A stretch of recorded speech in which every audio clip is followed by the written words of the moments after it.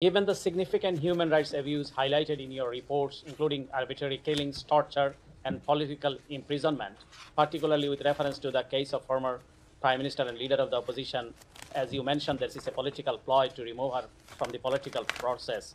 So, how do you ensure these reports lead to tangible changes and that the regime responsible face consequences for their extreme human rights violations? Well, And one more in the end. I think ensuring anything will happen can be challenging. Certainly our hope with the Human Rights Report is by shining the light on specific issues and specific human rights concerns, we're able to help facilitate change by governments and regimes in a positive direction.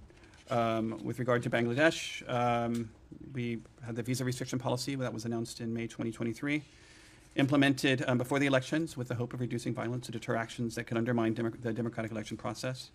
We have nothing new to announce at this time, but as our longstanding practice, we don't often preview actions with regard to policy or with regard to visas.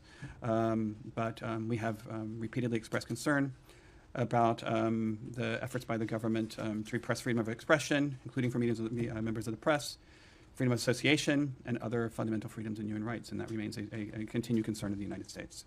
So one more on India, your reports finding significant human rights issues, including credible reports of arbitrary unlawful killings, including extrajudicial killings and the attack of the press. And you mentioned that the government took minimal credible steps or action to identify and punish officials who may who have committed human rights abuses. I'm quoting from your report. So what action you are taking to make the government accountable, as India is a very strategic partner of the United States? Well, what I will say is the U.S. and India regularly consult at the highest levels on democracy and human rights issues. We strongly urge India to uphold its human rights obligations and commitments.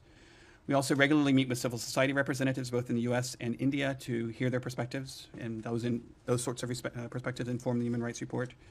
And we encourage the government of India to consult and meet regularly with civil society organizations representing a diversity of people. So there are a number of steps. It remains a key component of not just our dialogue, but in terms of our engagement with India.